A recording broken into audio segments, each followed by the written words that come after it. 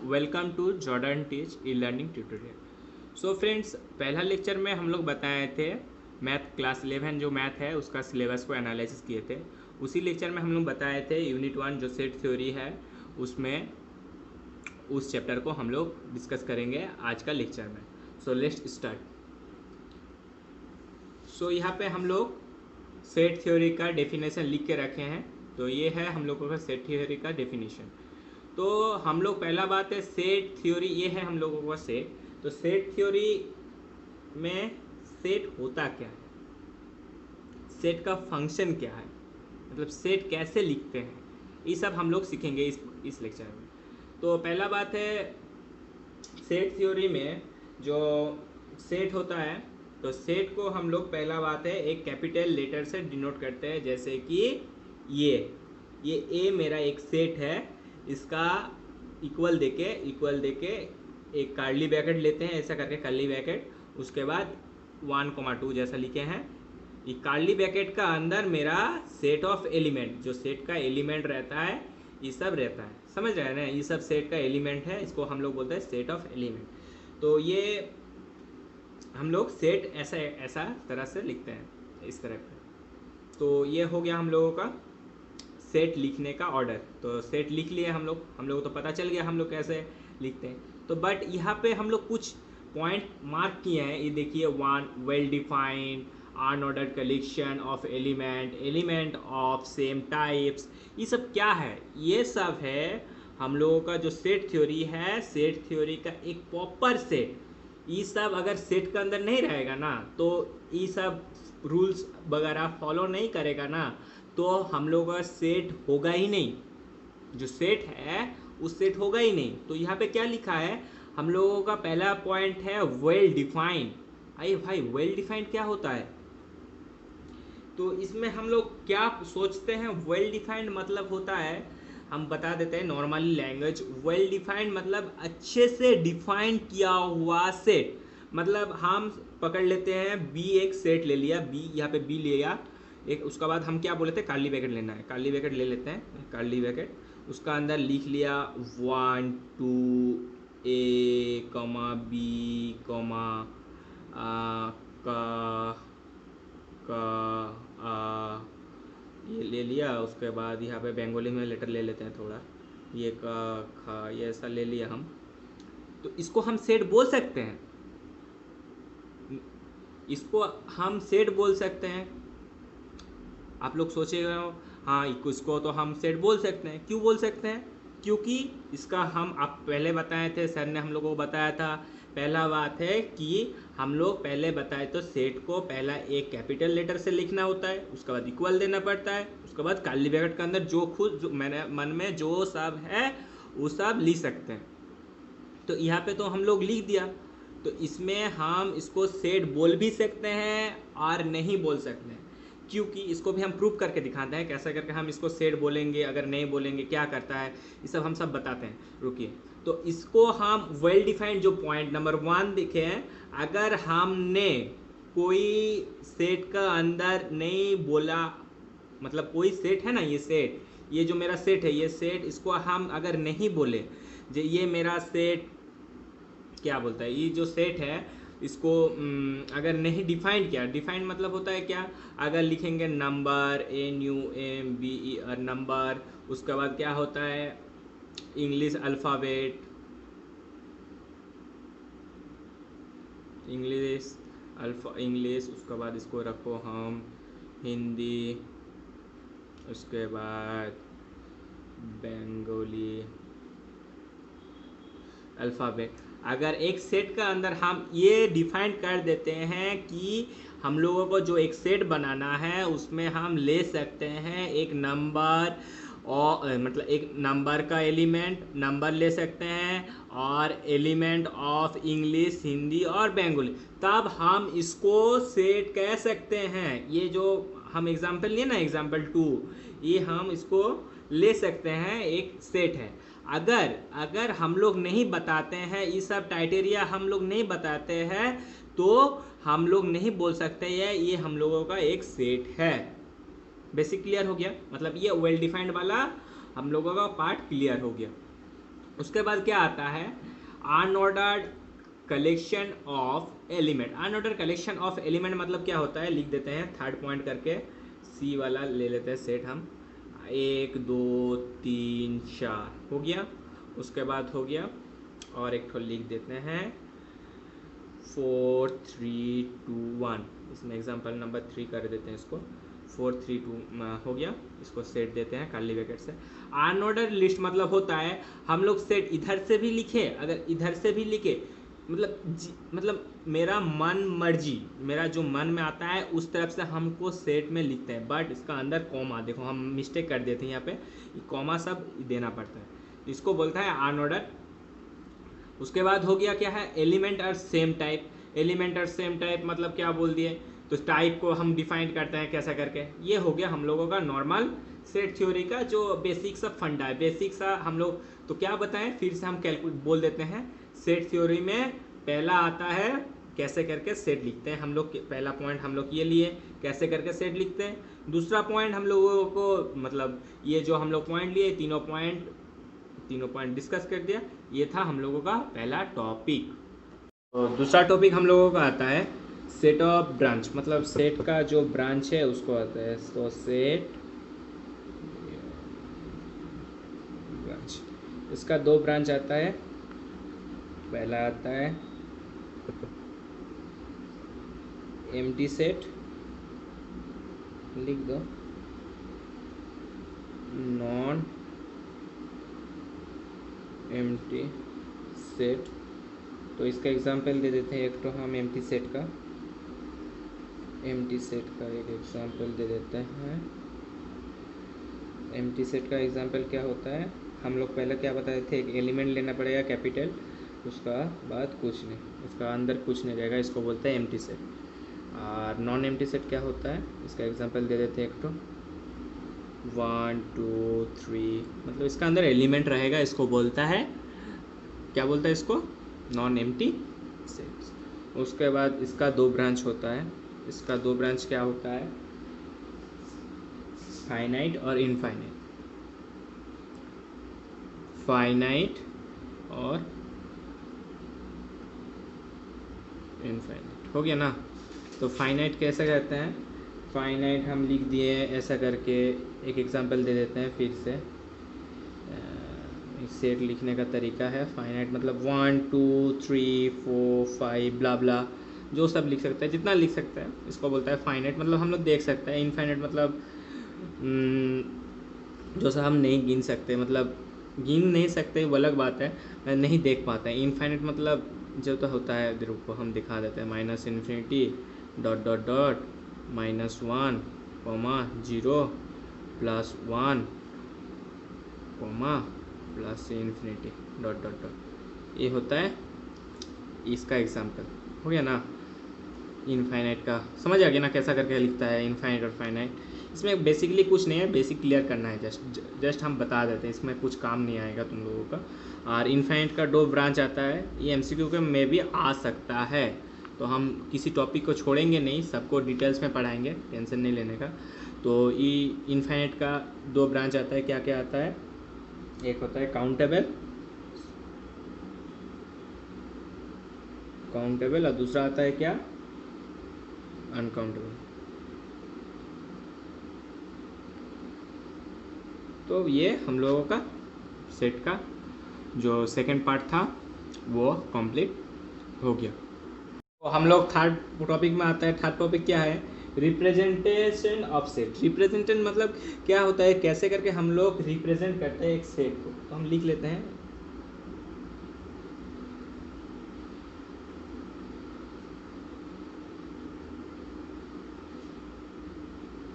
तो 2 टाइप से हम लोग सेट को रिप्रेजेंट कर सकते हैं, 1 और 2। 1 वाला हुआ टॉबुलर और रोस्टर, और दूसरा वाला हुआ से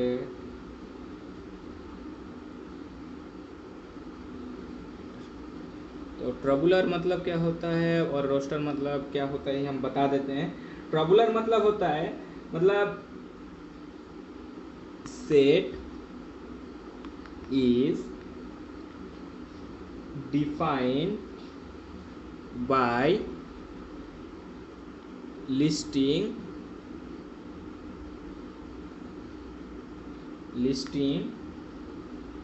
it एलिमेंट। और इसमें क्या होता है, जो हम लोग सेट बिल्डर मेथड यूज करते हैं उसमें स्पेसिफाई द सम, क्या हुआ, प्रॉपर्टीज। तो स्पेसिफाई सम प्रॉपर्टीज। तो इसमें क्या हुआ और इसमें क्या हुआ, तो इसमें थोड़ा हम लोग क्या करते हैं, तो ये जो एक एक का एग्जाम्पल दे देंगे तब आप लोगों को क्लियरली समझ में आ जाएगा। तो ट्रबुलर का एग्जाम्पल पहले देते हैं और रोस्टर का एग्जाम्पल 1। तो यहाँ पे दे देते हैं, एक सेट लिखे, हम लोग बताए थे कैसे करके सेट लिखा था कर्ली ब्रैकेट के अंदर। तो इसको अंदर 1 2 3 4 5 6 7 8 9 10 ऐसा करके लिखते हैं। तो इसमें क्या होता है, हम लोगों को ये नॉर्मल जैसा सेट लिखता है इसको ट्रबुलर बोलते हैं। तो इसमें क्या होता है, हम लोगों को जो बड़ा बड़ा सेट लिखना पड़ता है ना, कुछ क्राइटेरिया दे देता है, तब हम लोगों का प्रॉब्लम क्रिएट करता है। तो इसलिए हम लोग ये मेथड जो है ज़्यादातर अप्लाई नहीं करते। स्टैंडर्ड मेथड जो बोलते हैं, स्टैंडर्ड मतलब और स्टैंडर्ड मतलब मेथड मतलब क्या कौन सा होता है, ये सेट बिल्डर। तो सेट बिल्डर हम लोग कैसे लिखते हैं, तो ये हम लोग यहाँ पे लिख देते हैं। तो A बिलोंग्स टू B मतलब क्या होता है, बिलोंग्स टू मतलब ये हम लोग बिलोंग करता है, ये एक जो A है ना, ये हम लोग का बिलोंग करता है। तो ये क्या है, इसका मीन्स होता है, इसका मीन्स लिख देते हैं पहले, मेंबर ऑफ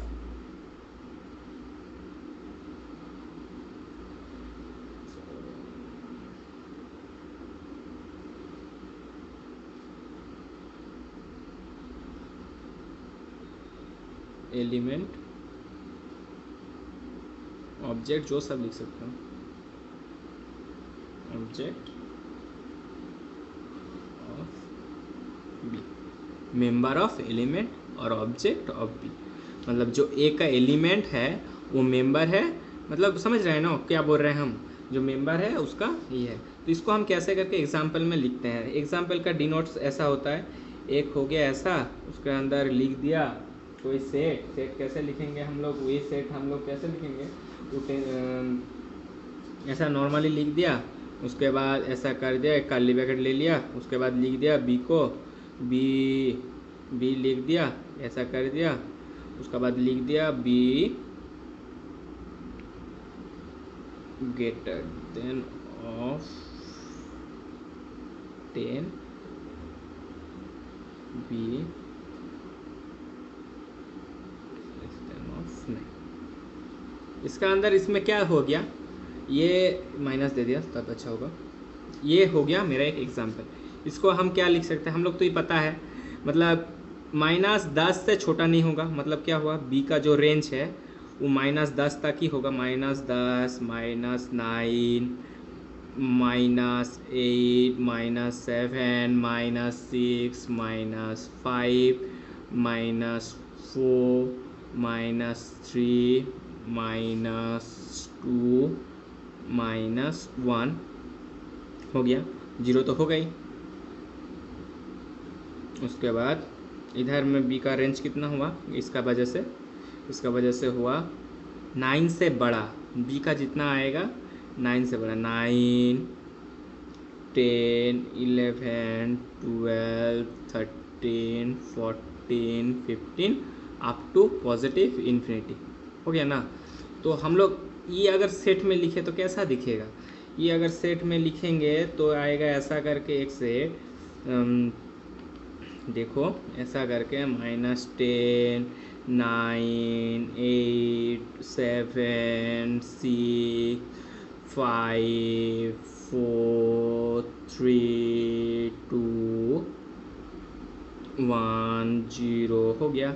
उसके बाद फिर इधर आया हम लोग का 9 10 11 12 13 13 14 15 ऐसा करके लिखने से क्या होगा, बहुत लिखना पड़ेगा, मेरा सेट बहुत ही लेंदी और कैसा दिख रहा है। तो मेरा इसलिए हम लोग ये प्रोसेस, ये जो प्रोसेस है सेट बिल्डर प्रोसेस हम लोग यूज़ करते हैं। समझ गया ना आप लोग।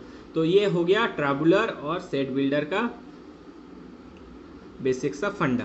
तो ट्रैबुलर और ये हो गया ख़त्म। सो हम लोग अब सबसेट के बारे में थोड़ा सा जानेंगे। ये है सबसेट का, ये जो है ये सबसेट का डेफिनेशन है, ये सबसेट का डेफिनेशन है। तो सबसेट का डेफिनेशन में बोलता है कि अगर ए, एग्जांपल ले लेते हैं, एग्जांपल से अच्छा समझ आएगा।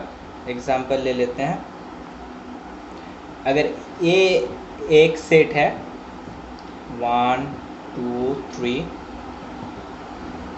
और बी एक सेट है 1 2 3 4, ये एक सेट है और ये एक सेट है, दोनों सेट है।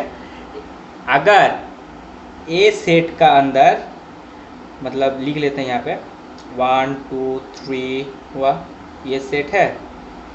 यहाँ पे बी एक सेट बनाते हैं, बी एक सेट बनाते हैं, उसमें क्या है 1 2 3 4। अगर ए सेट का कोई एलिमेंट अगर बी सेट में भी हो, मतलब यहाँ पे 1 है 2 है 3 है, देखो यहाँ पे 1 2 3 है, बी सेट में भी 1 2 3 है, तो इसको हम कह सकते हैं ए सबसेट ऑफ बी हुआ। हाँ, अगर देखो यहाँ पे ज़्यादा है एक एलिमेंट है ना, ज़्यादा भी रहने से कोई दिक्कत नहीं। अगर तुम्हारा ए एक सेट है, ए एक सेट है, पकड़ लो 1 2 4 5, अब ये एक सेट है 1 2 5 3, ये बी सेट है हुआ। सो इसमें क्या लिखते हैं, तो लिखो फिर से इधर सेट वाला डायग्राम बना लेते हैं थोड़ा सा हल्का सा समझने के लिए। तो इसमें लिखते 1, देखो यहाँ पे लिखना अच्छा से दिखेगा तुम लोगों को, 1 2 4 5 हुआ, और यहाँ पे बी में एक ठो लिख देते हैं, इसमें क्या हुआ, इसमें 1 2 5 3। देखो ए में जो है बी में भी वो है, 2 2 दोनों जगह है, 4 है 4 यहाँ पे नहीं है, 5 है 5 है, बट 4 यहाँ पे नहीं है, तो इसको हम सबसेट नहीं बोल सकते, सबसेट नहीं बोलेंगे, इसको सबसेट नहीं बोलेंगे, समझ रहे हो। तो इसको कैसे डिनोट करें, A are not subset of B हुआ ना, ये हो गया। अच्छा ये बात तो हो गया, ऐसा भी और ए भी हो सकता है, ये सेम एलिमेंट ही तो होगा ही भाई। ए पकड़ लो, यहाँ पे ए है, यहाँ पे ए है, ए एक सेट पकड़ लो, ए एक सेट पकड़ लो, इसमें क्या है 1 2 3, ये इसमें भी है, और बी एक सेट पकड़ लो, बी एक सेट पकड़ लो, इसमें भी पकड़ लो 1 2 3, तो ये भी सबसेट है क्योंकि इसका जितना एलिमेंट है 1 2 3, और बी में भी पकड़ लो, इसका भी 1 2 3, इसका भी 1 2 3, दोनों में सेम है, तो इसको हम बोल सकते हैं ए सबसेट ऑफ बी। हाँ, और एक तो चीज़ बताना है, तो यहाँ पे हम क्या बोलते हैं, एवरी सेट इज सबसेट, मतलब एक ए अगर सेट हुआ, ए एक ठो सेट है पकड़ लो, उसका ए ही और एक ठो सबसेट होता है, हुआ ना सबसेट, समझ रहे हो क्या बोल रहे हैं। अच्छा, और सबसेट का और एक ठो अच्छा सा टर्म यूज होता है, उसका है प्रॉपर सबसेट। प्रॉपर सबसेट किसको कहते हैं हम लोग, प्रॉपर सबसेट हम किसको कहते हैं, यहाँ पे हम थोड़ा लिख देते हैं प्रॉपर सबसेट, इसी एग्जांपल से हो जाएगा PROPR, ठीक है ना। प्रॉपर सबसेट में हम क्या होता है, देखो प्रॉपर सब्जेक्ट में क्या कहते हैं, ए सबसेट ऑफ बी, हाँ, and A equal to of B. अगर ए सबसेट ऑफ बी है, अगर ए सबसेट ऑफ बी हुआ, तो इसको उसका बाद ए जो एलिमेंट है वो इक्वल टू बी होना चाहिए, बी। ये देखो यहाँ पे जो बी दिख रहा है ना, देखो नीचे हम तुम्हारे दिखाई नहीं दे रहा था शायद, इसलिए देखो ए प्रॉपर सबसेट हुआ, प्रॉपर सबसेट में क्या हुआ, ए, इसका डेफिनेशन होता है ए सबसेट ऑफ बी, अगर होगा तो ए इक्वल टू बी होना चाहिए, तब इसको हम प्रॉपर सबसेट कहते हैं। तो यहाँ पे देखो क्या हुआ प्रॉपर सबसेट में, यहाँ पे देखो क्या हुआ, यहाँ पे अच्छा सर रुको, यहाँ पे क्या हुआ, यहाँ पे देखो, यहाँ पे हम लिखते हैं, ये पहला एग्जाम्पल लिया था ना हम लोग, यहाँ पे क्या लिखा था, ए एक सेट है, इसका अंदर क्या है, तीनों एलिमेंट है, ए बी सॉरी 1 2 3, और बी एक सेट है, इसका अंदर चार एलिमेंट था 1 2 3। इसमें क्या हुआ, ये तो हमारा सबसेट था, ये तो ए सबसेट ऑफ बी था, बट ए में जितना एलिमेंट है बी में उतना एलिमेंट है नहीं, इसमें 3 एलिमेंट है, इसमें कितना एलिमेंट है, 4 है। सो ए नॉट इक्वल टू बी, सो इसको हम नहीं कह सकते, इसको हम नहीं कहेंगे ये प्रॉपर सबसेट है, ये प्रॉपर सबसेट नहीं है, ये प्रॉपर सबसेट मेरा नहीं है, हो गया। उसके बाद क्या हुआ, इसमें ये तो सेट ही नहीं है भाई, ये तो सेट है, सेट तो नहीं है, तो इसको हम प्रॉपर सबसेट कहाँ पे है, ये तो पहले ही कैंसिल हो गया। उसके बाद क्या हुआ, यहाँ पे लास्ट वाला एलिमेंट है, इसमें क्या है, इसमें क्या है, ए में जितना एलिमेंट है, ए में कितना एलिमेंट है, 3 एलिमेंट है, और उसके बाद बी में भी 3 एलिमेंट है ना, इसको हम प्रॉपर सबसेट कहें, हाँ इसको हम प्रॉपर सबसेट कह सकते हैं, क्योंकि ए इक्वल टू बी हो रहा है, इसलिए हम इसको प्रॉपर सबसेट भी कहेंगे। तो तुम्हारा सबसेट और प्रॉपर सबसेट यहाँ पे क्लियर हो गया।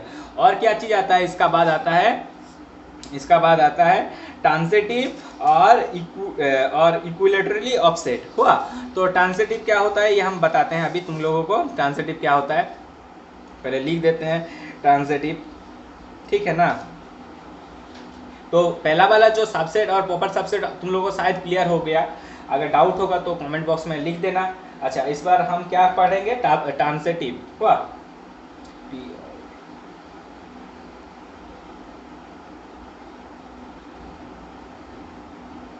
इसका डेफिनेशन क्या होता है, इसका डेफिनेशन हुआ A subset of B and